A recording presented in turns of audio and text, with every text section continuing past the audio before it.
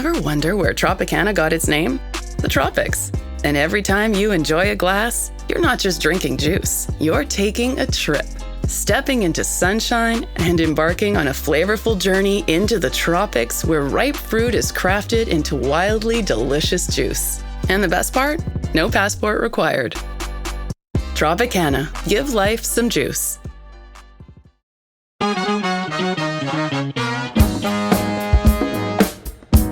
What can be done to reduce homelessness in America? Welcome to The Middle. I'm Jeremy Hobson in Los Angeles this week, along with our DJ, Tolliver. And Tolliver, I'd like to welcome any new listeners who are tuning in to the NPR Now channel on Sirius XM channel 122, which now airs The Middle 5 times a week.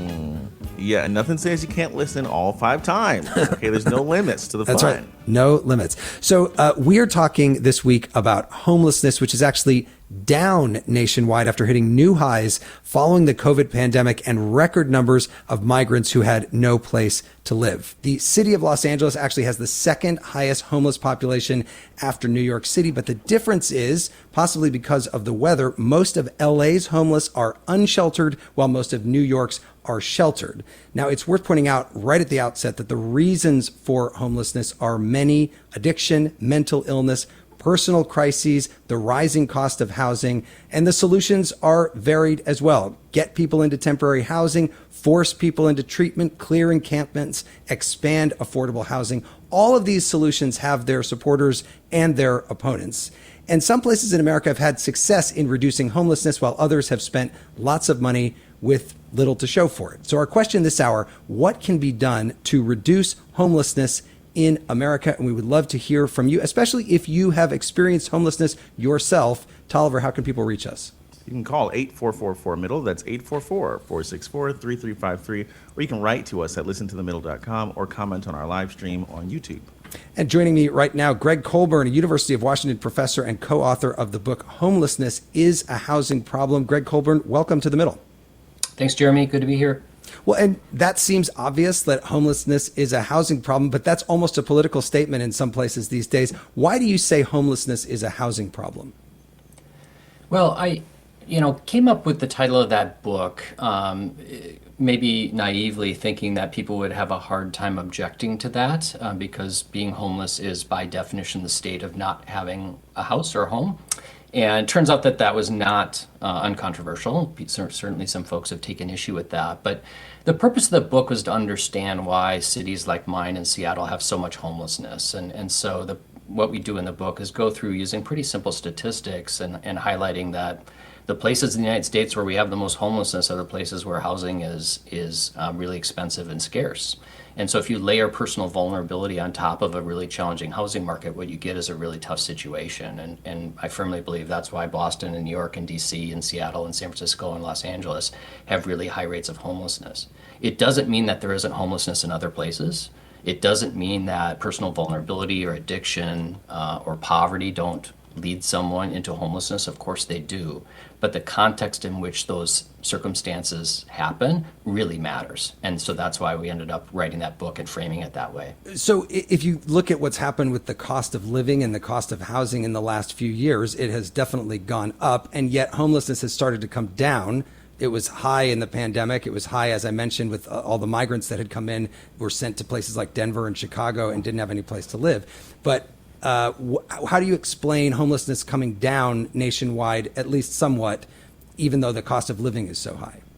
Well, the cost of living is certainly high, and homelessness is still at very elevated levels. So it's down 3% over last year, and then it was up 9%. So the number's bouncing around a little bit. The point is that if you look at this over a time period, we are at an elevated level of homelessness that should be unacceptable to every person in the country.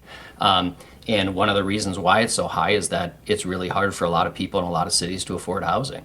And so, a 3% reduction in homelessness based on the surveys that we do, which are difficult to do, is good. I'm glad it was down 3 and not up 3, but to me, that's not a radical departure from where we've been, which is at really, really high levels of homelessness. You mentioned you're in Seattle. I'm here in Los Angeles, both places that have pretty good weather year round if you are going to be sleeping outside. How much does that figure in, do you think, to homelessness? Like just the surroundings, the climate, the weather?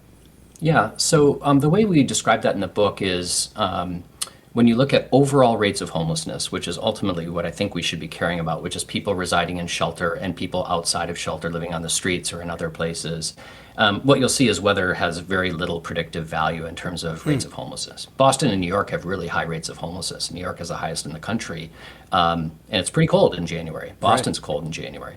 The difference is, and you alluded to this in the intro, is a lot of the East Coast jurisdictions have constructed really robust shelter systems, and those came into being through litigation. They now have right to shelter laws, and so the presence of unsheltered homelessness is a lot less prevalent there. And so I've had people come back to Seattle and say, Greg, I was just in New York. They don't have homelessness, and we do. And I said, they have the biggest homeless population in the United States. They're just hiding it, and we're not. And so is one of the reasons why Los Angeles and Seattle and San Francisco haven't constructed robust shelter systems weather? Potentially so. I think that argument might be stronger in LA than Seattle. If you've ever been in Seattle in January when it's 40 and rainy, it's far from pleasant. So I think the visible homelessness is a function of what kind of shelter capacity you have. But overall rates of homelessness tend to correlate very, very strongly with the cost of housing. And that's true whether it's Boston or Los Angeles. Right. And when we think about shelter and you put those words together, homeless shelter, people have a certain image in their mind. But that is not really in 2026 what every sheltered homeless person, the situation that they're in. They may be in a hotel room somewhere. They may be in housing that has been provided to them or their family. There are a variety of different forms of shelter. Absolutely true. Mm-hmm. What about the issue of addiction, Gregg Colburn? How does that play into homelessness in America? Well, I think it's what we describe in the book is it's a precipitating factor. Addiction is clearly a problem. We have a fentanyl crisis in Seattle, as I say when I'm on my public talks, that really scares me. And it certainly complicates this issue a lot. And so what's interesting, though, is people, and many people have made this argument, that there's disproportionate drug use will lead to disproportionate rates of homelessness. And that's just 100% false. We have huge addiction problems in places like West Virginia and Tennessee and Mississippi, and they don't have big rates of homelessness. And so when you combine addiction with a really inhospitable housing market, that's a real big problem. The other point that is really important here, and there's a lot of research that demonstrates this, is that for a lot of people, drug use is a coping mechanism, or they use drugs in response to the trauma of living on the streets. And I say to people in my public talks, I've given like 150 talks around the United States, that if you left me on the street in January in Seattle for 5 years, I'd probably medicate. And it wouldn't be the red wine, which is my usual go-to medication, right? And so we know that the addiction certainly can cause someone to enter homelessness, but it also can be a response. And so what I encourage people to do is when you see Joe on 3rd Avenue in Seattle and there's a needle next to him, one is let's try to get some support and help for that person. I think that's super important. And two, we don't know if that addiction drove him into homelessness or if it was a response. And so I'm all for less open-air drug markets in your city and my city.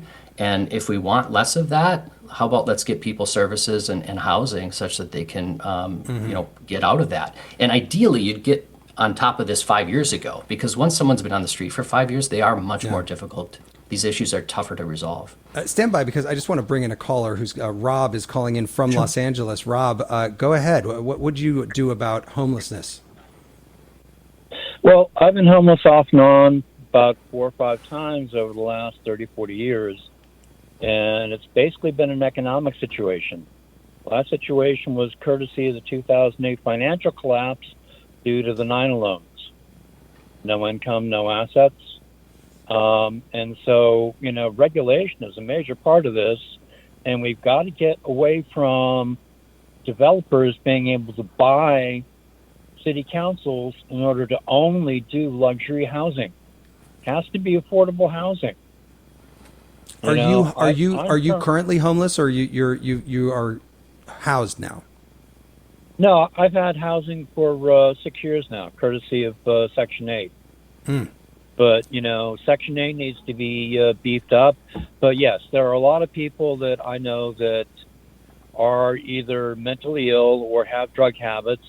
And drugs usually are part of the coping mechanism of mental illness, especially being on the street. Yeah. Rob, I mean, that's just... I really appreciate your call. Thank you so much for calling in. And Greg, you're nodding as you're listening to him talk about the affordable housing that he's been offered. Yeah, and I have never experienced homelessness, and so I'm always careful to highlight that for my audiences. I've been fortunate to have stable housing throughout my life, but I've talked to lots and lots of people who have, and Rob's story is not unique, right? People were kind of humming along, something bad happened, and pretty soon there's a pretty quick, rapid descent into homelessness, and affordability is a major part of that, and so that's really the point of the book. And my hope would be, and what he mentioned Section 8 and subsidized housing. That's a big point of the story here. 1 in 5 people who are really poor get housing assistance from the federal government. The other 4 in 5 are looking for help from the city of Los Angeles or state of California or state of Washington, and those funds are really scarce. And so people who fall on tough times, it's a lottery whether you get housing assistance. And if you don't get that assistance, then you're running around Los Angeles looking for an apartment that's affordable. That's really a tough situation. Let me just ask you one more thing before we take a quick break, which is, you talk about the compassion that you would offer to somebody who you see on the street who maybe has a needle next to them. What do you think about forcing people either into housing or into treatment, which is being talked about in many places right now? Yeah. Well, I would say 2 things. One, on the compassion side, I also have compassion, and I say this all the time. If you're a restaurateur who's saying, I'm tired of someone urinating outside my restaurant, I have compassion for that person. Absolutely. I think we as a society can do better. And so I think there needs to be compassion and recognition all around. In terms of the forced treatment, I guess I would just go back to the history lessons on this, in the sense that we did this decades ago, and it didn't work very well. And so ultimately we came up with different interventions that were not forced treatment, Housing First being one of them. And as I always joke, the radical socialist who enshrined Housing First in federal housing policy was George W. Bush, right? It was the George W. Bush administration who said this makes sense. And so I'm not a huge fan of the forced treatment because, 1, I think it's cruel, but 2, I just don't think it works. Okay, well, stand by. Tolliver, solving homelessness, like everything, has gotten quite political. Yeah, and you could see that in the mayor's race here in Los Angeles. Reality TV star and former candidate for mayor Spencer Pratt criticized city council member Nithya Raman over the issue in a debate. Listen. The reality is, no matter how many beds you give these people, they are on super meth. They are on fentanyl. The DEA statistic says 93% of this is a drug addiction problem. Nithya, Councilwoman Robin's plan for treatment first, I will go below the Harbor Freeway tomorrow with her, and we can find some of these people she's going to offer treatment for. She's going to get stabbed in the neck. These people do not want a bed. They want fentanyl or super meth. And Pratt lost the primary after that debate, so Raman will face off against the sitting mayor, Karen Bass, this November. We'll be right back with your calls on The Middle. I wrote a little song to remind you, Choice Hotels get you more of the experiences you value. The Cambria Hotel's got it all. A rooftop bar, have a ball. Cocktails up here feel just right. Is Cambria amazing? All right. Bring a date, your team, or even your mom. Book direct at choicehotels.com. See you on the roof. This is The Middle. I'm Jeremy Hobson. If you're just tuning in, The Middle is a national call-in show. We're focused on elevating voices from the middle, geographically, politically, philosophically, or maybe you just want to meet in the middle. This hour, we are asking what should be done about homelessness in America. Tolliver, again, the number, please. Just call 8444-MIDDLE. That's 844-464-3353. You can also write to us at listentothemiddle.com. And I'm joined now by Manhattan Institute Senior Fellow Judge Glock. Judge, you heard Spencer Pratt there, the former mayoral candidate in Los Angeles, say he thinks homelessness is a drug issue largely. We've heard that it is a housing issue. Where do you stand on this? Well, both are certainly accurate in some respects. So I will be the last to deny that higher housing prices, higher rent, reduced low-income housing is going to increase homelessness in the city. There's an abundance of studies, including from Gregg and others, that show that to be true. But there's 2 things that are important qualifiers for that. To some extent, that does not affect the unsheltered homeless to the same way it does the sheltered homeless. Like Gregg also said earlier, in our mind, when we think about the homeless in America, we think of that person in the street. But that's actually a minority of all the homeless in America. Those people on the street have very distinct problems. According to a UCLA California Policy Lab study, about 75% admitted to having a substantial drug or alcohol problem. And about half said that had some contribution to them losing housing. So that's a real problem for that group. And there's something that needs to be done for that.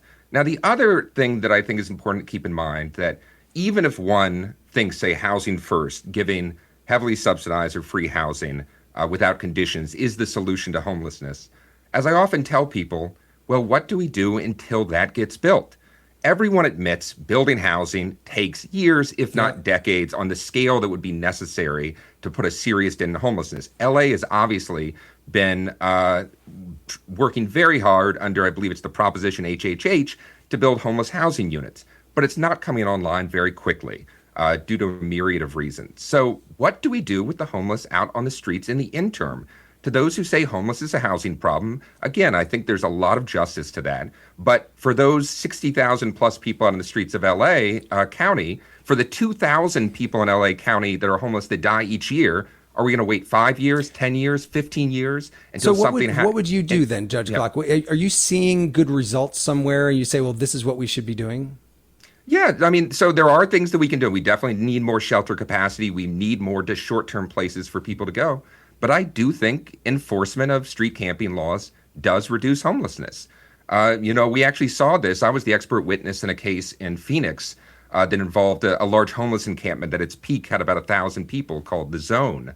It was heavily covered in the Times and elsewhere as this real disaster zone. I won't even, horrify your listeners with some of the real stories that came out of that.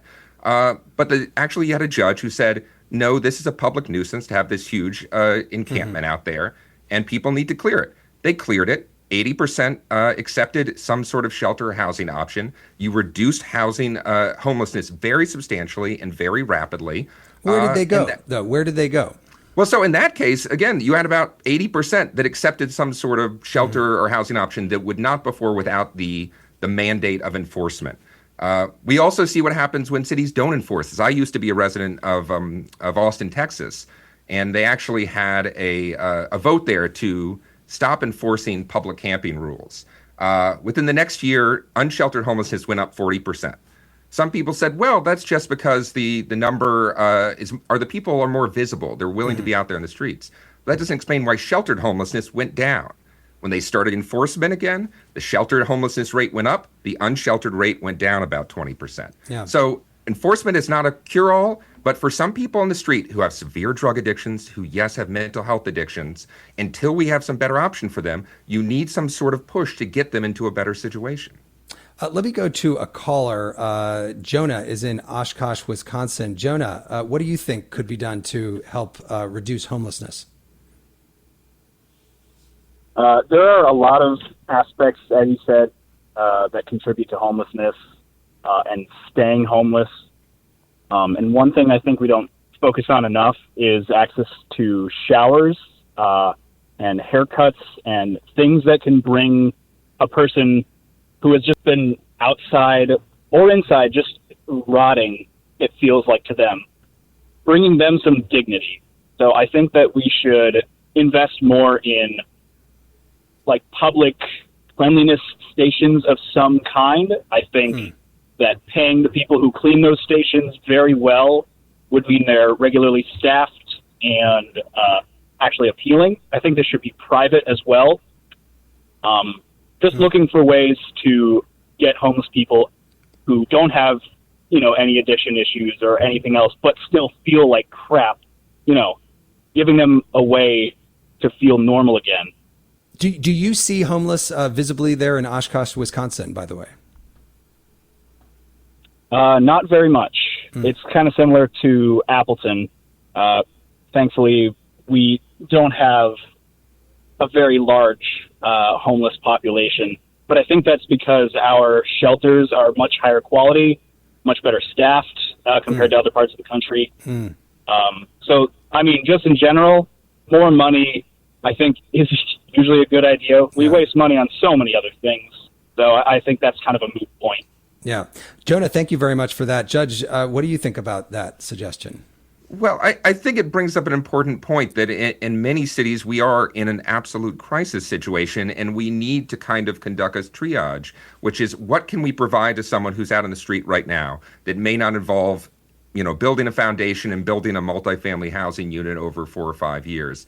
And that can be providing showers, that can be providing simple facilities, simple treatment facilities. I've been an advocate for what's known as sanctioned camping spaces, things like the Esperanza community in Austin, which basically just allow a safe space for homeless people to gather together, supervised by police with services on site. It's obviously not ideal, but again, relative to the status quo in many cities, where we're having, again, tens of thousands of people in some cities out on the streets, and in some cities, thousands of people dying every year, we need to do those kind of immediate triage options to start reducing those rates. Let me get to another call. Pastor Ian is calling in from Collinsville, Illinois. Pastor, welcome. Go ahead with your thoughts. Hi, and it's Alton. I think my phone gave the wrong information. In Alton, Illinois. Okay, right outside of St. Louis. Go ahead. That's right. Well, I'm curious about what are best practices for religious organizations on the ground that often do some of the front load kind of work of caring for homeless communities.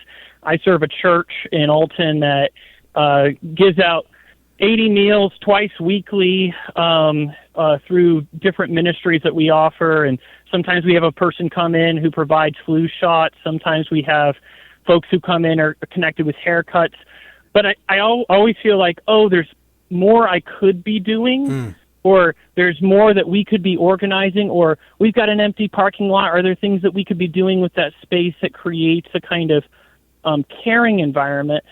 We're not here building the housing. That's not the thing that we're able to do. But what are the things that organizations like ours can or should do to do more than what we're able to do right now? That's great. Feeding people is important. Great questions. Great questions. There's more. Ian, thank you very much. Judge, what do you think religious organizations do? And community organizations that are not religious as well do take on a large share of the burden in terms of helping with this issue. A massive share of the burden. And, one of the things that you mentioned at the top of the show was that, the cause of homelessness or diverse is the number of people that are homeless. And so one of the important things that a religious institution can do, often because it's working in the private sector, it's not working off a clear government grant, although sometimes, of course, they do accept some of those important grants, is meet people where they are. That food can be an opportunity to try to find out what's the matter with that person, to start a stepping ladder back into ideally permanent housing, which is not going to be usually the first moment taking someone right off the street and finding them a house and expecting them to stay there long term. It's going to be, let's get them in a shelter, stabilize them, maybe move them into transitional housing, and then ideally find a place for them long term. Judge Glock, let me just ask you finally, before we let you go, if you could snap your fingers and do one thing about homelessness right now, what would it be? I would cut off the drug supply too. I know that's not something that is plausible, and as Gregg pointed out, for a lot of the sheltered and short-term homeless, that's not the main issue. But if I had to look at the thing that's killing people on the street and that is driving many, although not the majority of homeless people, out into the street, I would cut off the drug supply and cut off that supply's fentanyl, most importantly, to those people on the street. All right, that is Judge Glock at the Manhattan Institute. And Tolliver, what is coming in at listentothemiddle.com? Yeah, our first writer says, I'm a single mom with 4 children. In 2016, we had a major house fire due to a AA lithium battery exploding. We all became homeless that cold day in January, including our 2 dogs and cat. Our cat never left the house. Frank in Vegas says, 3 out of 4 of my major relocations began with a period of homelessness. From Atlanta and sleeping on a friend's porch, hitting up Denny's or Waffle House on the colder winter nights, to sleeping in my car for 3 months when I first moved to D.C. He also lived in a retired ambulance in the Mojave Desert. Jeremy, I've never told you this, but I experienced homelessness in high school from my sophomore year to my junior year. Really? My mother, struggles with mental health issues, and also my father passed away. So we were sort of homeless for a year, basically. Wow. But she never really recovered. So my question is, what happens when somebody, gets housing, sort of gets on their feet? Is there like a long-term solution to keep them housed? Like, what happens to them then? Yeah, let me bring back in Gregg Colburn at the University of Washington. Gregg, what do you say to Tolliver? Well, I would say I'm sorry you had that experience, and what I would say is maintaining housing is super, super important, and for some people, rental assistance will be sufficient. They just need a little purchasing power, and that's going to work. And then for other people, they will need ongoing support. And there will be some people for whom they will require support for the remainder of their lives. And that's true in the United States, and it's true in every country in the world, and it's been true since the dawn of humankind. And so I think what we have to rid ourselves of is this fantasy that just simply putting someone in a housing unit is going to solve all the problems. We cut veteran homelessness by 55% in the United States by providing housing and services. And some people just got a voucher. And then some people had really severe behavioral health challenges as a result or concurrently with their armed services, armed service in wars. And we did a pretty good job. Was it perfect? No, it's hard work. And some people need ongoing supports. And it might be a situation where, we need to continue to provide those supports. The level of support can go down over time because once we stabilize people and they're in a better spot, that initial intensity sometimes has to be pretty significant because people do have severe needs, and the trauma of living on the street is brutal. And so to assume that someone is just going to pop back into what we would quote call normal life, and I don't really like that term, but to assume that someone's just going to revert back to that is probably not realistic. Tolliver, by the way, were you living out on the street during that period of time, or were you in shelters, or where were you? We were in motels, and then we had like 10 people to a house in my uncle's place in South Holland, if you know where that is, in Chicago. Yeah. So we were kind of bouncing around for a while. Wow. Let's go to Amber in Milwaukee, Wisconsin. Amber, go ahead. What do you think we could do to reduce homelessness? Hi. So I was a foster child, and I didn't get any transition into life as an adult, either financially or resource wise. Once I aged out of the system, and I know a lot of other homeless people who are in that same situation. So if we could somehow figure out a way to provide that transition of life care, so that foster children can better learn how to be adults, so they don't end up a part of the foster homeless situation, Yeah. Great points, Amber. Gregg, what do you think about that? Is that something that is being done to just try to help people transition from that situation into a housed situation and not an unhoused situation? Yeah, for sure. And I think Amber's 100% correct here that we have people exiting institutional settings where we are not providing sufficient supports for them to be to achieve the success that they want to achieve. And that's certainly true in the child welfare system. It's also true just in terms of incarceration. We have people leaving prisons and jails with a criminal background. It's hard to rent a unit, and what we see is a lot of movement from carceral settings into homelessness. And so in both cases, as people are exiting institutional settings with challenges, supporting them is absolutely essential. And so yes, there's a lot of work being done on that. There's a lot of focus on that, especially for youth and young adults who are exiting foster care. But I think it's insufficient, right? It's you're exiting foster care in Seattle, and it's $2,000 rent, and you don't have the supports, you don't have family, you don't have a social network. It's not surprising. It's tragic, but it's not surprising that people are ending up experiencing homelessness. And so I do think that's another place where we need to have a far more robust response to prevent this kind of obvious but tragic outcome. I want to take a quick call from somebody who's in a place that can get very expensive, and that is obviously part of what we're talking about here. Breckenridge, Colorado. Tom is calling in. Tom, what do you think? Hi, hello. Hi, go ahead. Hey, yeah, calling in from Ski Country, USA. Beautiful up here. Have a lot of coworkers who are technically homeless or unhoused, living in their car. And then we don't have as much as the traditional homeless as some of the cities due to the cold environment. Okay. One solution, did a lot of work in the past in younger college and high school days, try to help it out. One thing I was thinking about is the barrier to enter into a home and into the workforce. And are we able to provide more housing and just affordable housing to the general public, and would that help our homelessness problem? Yeah, something we've been talking about this hour, Tom. Thank you very much. And obviously that is more difficult, Gregg, in a place like Breckenridge where there's a limited just supply of land and places to put housing. Yeah, for sure. I've had the privilege of visiting a lot of communities, not unlike Breckenridge, Sun Valley, Bend, Oregon, Santa Fe, New Mexico, kind of hospitality-driven communities that are beautiful and fun but expensive. And one of the real challenges there, one is homelessness, but the other challenges is just where are people who are serving coffee going to live? And I saw in Sun Valley I don't know, it was like a 5-mile traffic jam, people leaving the top of the mountain at the end of the day. And when I got up there, I said, what's going on? I said, that's all the people going home, right? They have to drive a long way to get back there. So those communities have resources, and investing in housing will be super important, not just for the economy, but for people. Yeah. Well, Tolliver, some cities have managed to find success in tackling homelessness, including Houston, Texas, which has decreased the overall homeless population by 63% over the past 15 years. Yeah, they recently opened a super hub in the city to accommodate hundreds of homeless residents. Listen to this local news report from last year. The facility would accept most people regardless of mental health or substance issues, offering food, beds, and health care services to hundreds of people in Houston.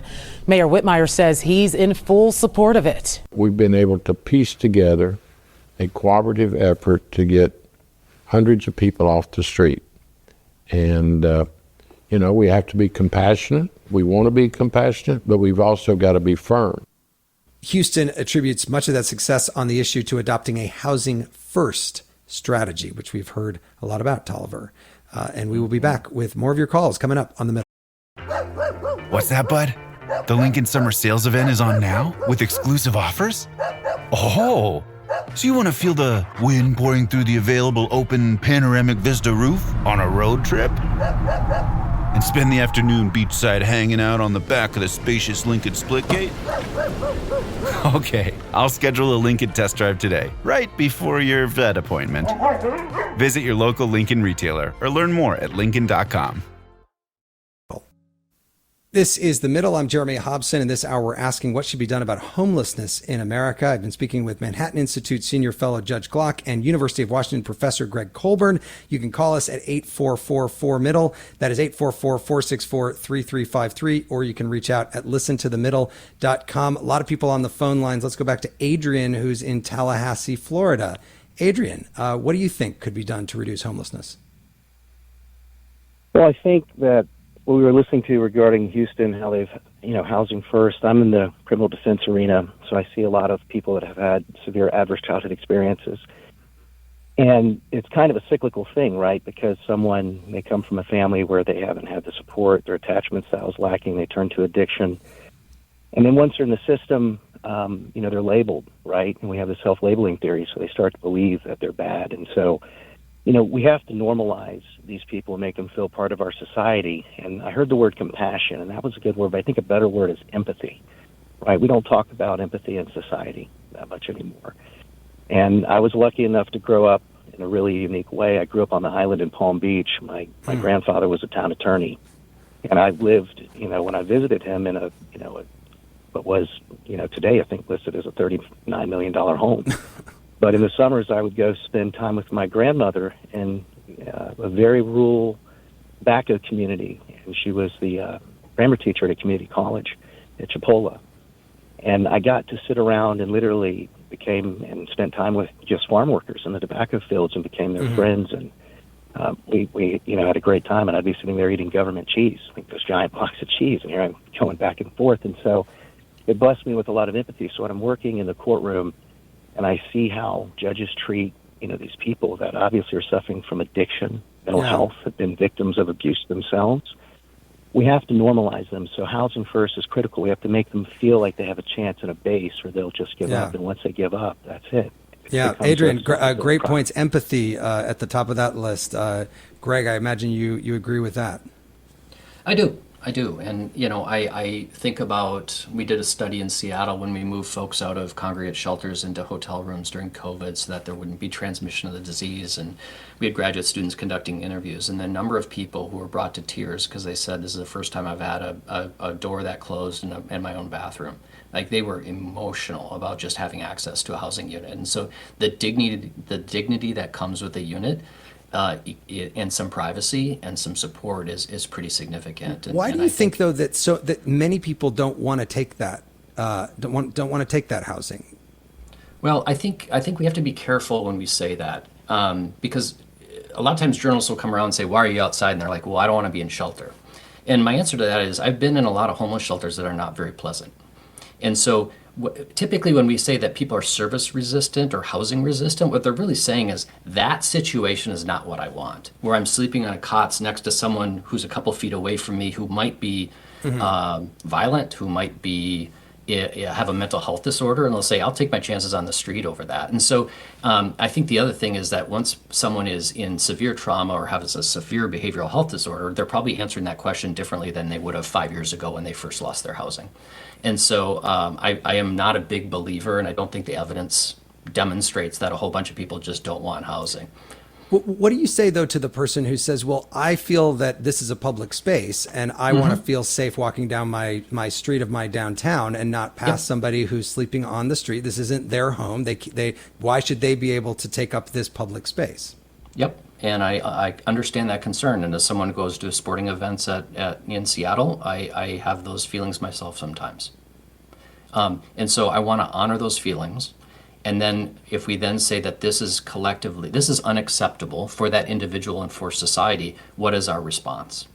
And I guess my point would be if our best response is let's round people up and put them in jail, I just don't think that's the marker of a successful or compassionate society. And I think the evidence suggests that housing and services is far more effective in dealing with that. And yes, it will take time to get that housing built. And so do we need some interim shelters, capacity? Of course we do. Of course we do. But if this is a one-way route to criminalization, I don't think it's going to work. We're going to have homelessness in 10 years, I guarantee it. Putting someone in jail isn't going to end homelessness. It's just going to make it harder for them when they get out.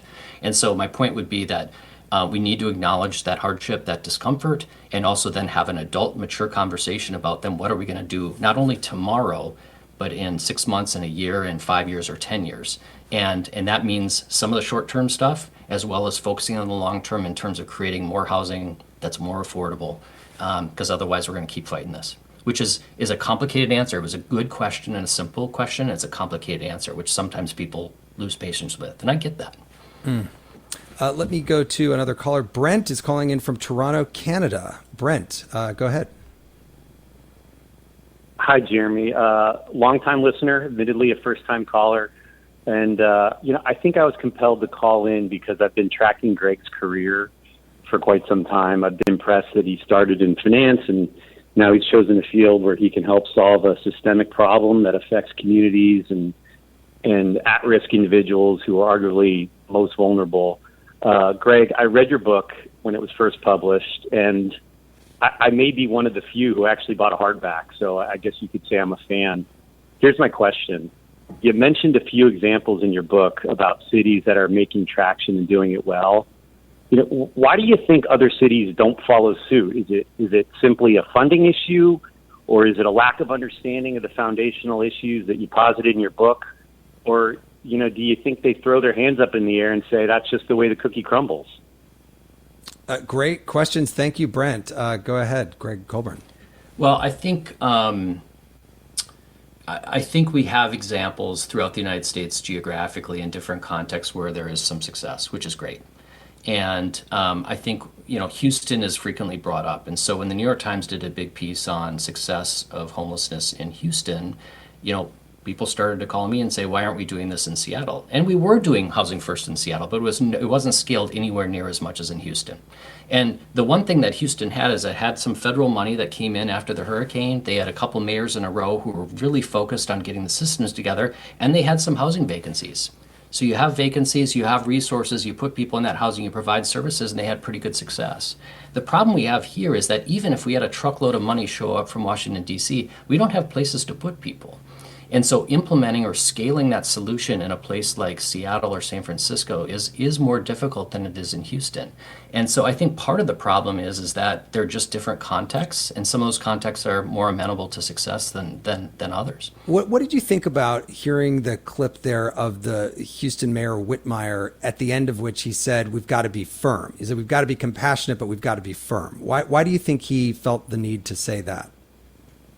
Well, I'll let the mayor speak for himself. I can't. I'm not in his head. I think the idea it probably gets back to what Judge was talking about a little bit in terms of what laws exist and are we going to enforce those laws? And those laws are contested, and we're arguing a lot about those. And so I think some mayors would come down on one side and some would come down on the other side. But I think I think we need to pass laws that make sense, and then jurisdictions are going to enforce them the way they see. And what you'll see is that there are very different approaches in urban settings. And in different cities, they just approach it differently. Yeah. Let's go to Sean, who's calling in from Dallas, Texas. Sean, go ahead. What do you think could be done to reduce homelessness? Well, hey, number one, we have the money. The United States has $150 trillion. That's 1/3 of the world's wealth, about 30%. I mean, it's here. One of the things I think is happening is the population of the homeless are segregated. They're pushed over into one particular neighborhood like mine, and people just don't see it. And so I think there's a little bit of reluctance to take care of it when you don't see it. And then third thing I'm going to mention is there was a study done at Huntsville Prison here in Texas, and 47% of the inmates there had dyslexia, and 80% were illiterate. And I'll almost guarantee you those are the same numbers you see out on the street. So we have some really ingrained, really hard things to overcome, a lot of self-medicating going on. What Dallas did is they put up a proposal, and it passed for 800 new officers, police officers. Police officers. Wrong way. Yeah, and it's just like, and that's at about $120 million a year, to support them, plus all the criminal justice system that, they're going to have to use up. And I just don't think we're getting anywhere by, incarcerating people, A, that are incapable, B, and then not doing anything. Right. Because, we haven't bothered to, either in our schools and in our deinstitute. Sean, a lot there. Let me take that to our guest, Gregg. He makes the point that you can't just hire police officers to deal with this problem. Yeah, I really believe that a criminalization first approach will not work. I write about in the book, I lived in New York City in the mid-'90s when Giuliani was mayor and he was rounding people up. I remember police officers coming on the subway, grabbing people and taking them off. And that didn't end homelessness in New York. New York still now today has the highest homeless population in the United States. It's sheltered, but it's the highest homeless population. And so I just don't see a lot of evidence that that's going to be successful. And if we take people with acute needs and put them in prison or jail, those issues aren't going away. And so is there a time for law enforcement? Of course there is. When people are breaking laws and are a threat to society, then there's absolutely a role for police and law enforcement. But if that's the first line for a problem that is economic, that's societal, that is behavioral in nature, I worry about the ongoing stickiness of this problem. Another formerly unhoused person calling in, Savannah in New Orleans, Louisiana. Savannah, tell us about your experience. Hey, thanks for having me on.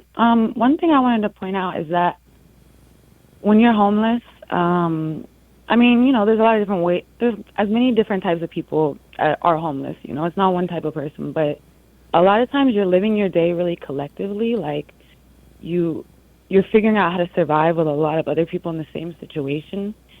So transitioning into just a regular apartment or something is very intimidating and kind of lonely. And it's obvious, I really appreciate what everyone has said calling in about affordable housing. But other than affordable housing, to me, it's imagining different types of housing that's more collective. And more sharing resources, and I think it would be easier for people to transition. And I definitely wanted to shout out, thank you to your guests for pointing out that, shelters are really dangerous for a lot of people. And me as a young woman, I chose not to be in shelters a lot during that period of my life because it is really dangerous in there, and not, from a lot of different sides, employees, other people. So there's a lot of reasons that keeps you on the street. It's not, one thing. Yeah, and let me just ask you quickly, Savannah, what was the thing that made it so that you could become housed? Yeah, it's a good question. I mean, I was really young.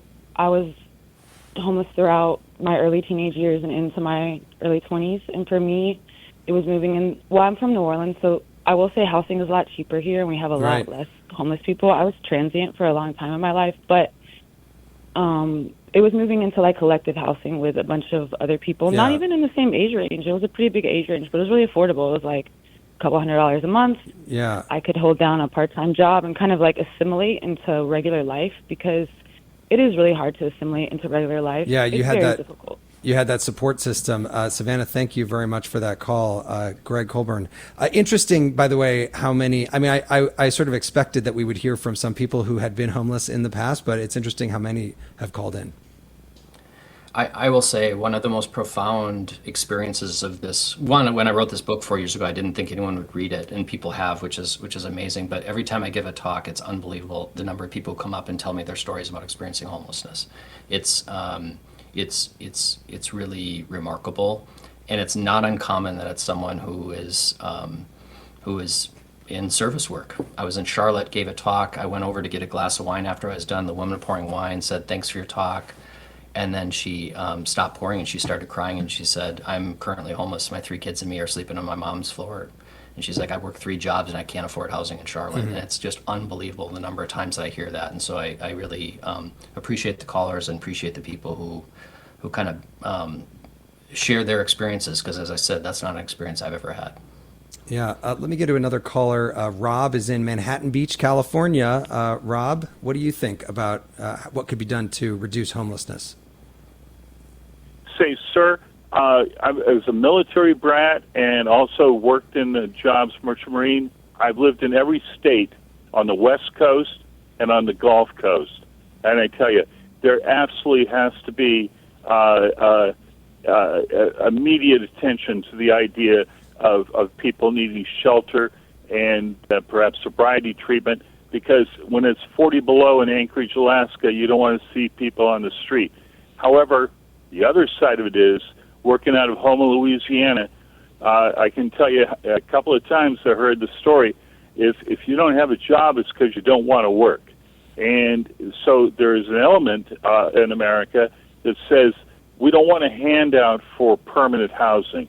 So my thought is, deal with the immediate situation, get people back on their feet, and then there are things like Section 8 and so forth that can help stabilize their future progress. But we have to take into account that there's some people out there in the world who kind of resent the fact that somebody gets something that they don't.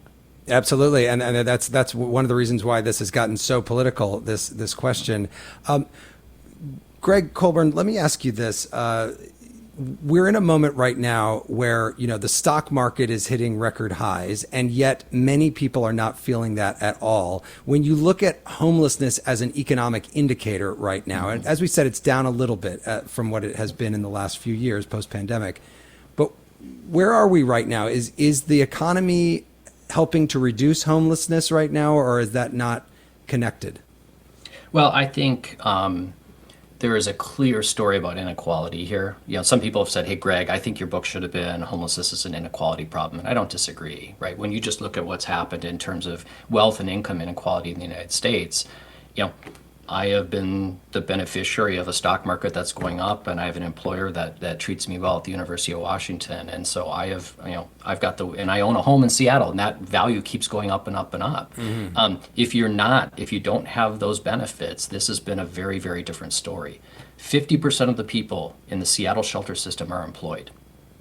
And we have a $20 minimum wage in Seattle, amongst the highest in the United States. And so even for people who are working, it is insufficient for that to work in an expensive place like Seattle. And so I think the allocation of resources across society is a clear factor here. And if you happen to be a renter and unstably employed or working in employment that doesn't pay very well, and you want to live in a place like Los Angeles, that is just a tough road. And one little thing, a health emergency, a kid gets sick, your car breaks down, it can be a pretty quick movement from stably housed into a really precarious situation. I think that's the deal, unfortunately.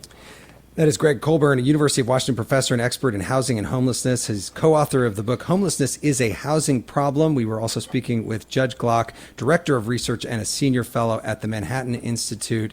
Thank you so much for joining us. We're going to have more of your thoughts about homelessness on our podcast. To subscribe to The Middle, to watch or listen to us on Spotify or wherever you get your podcasts. And don't forget to subscribe to our Substack, listentothemiddle.substack.com, so you can keep the conversation going and find out all the topics and guests we have coming up. The Middle is brought to you by Long Neck Media, distributed by Illinois Public Media in Urbana, Illinois, and produced by Harrison Patino, Johnny Leonidas, Danny Alexander, Sam Burmistaz, John Barth, and Marina Price. Our technical director is Steve Mork. I'm Jeremy Hobson. I will talk to you soon.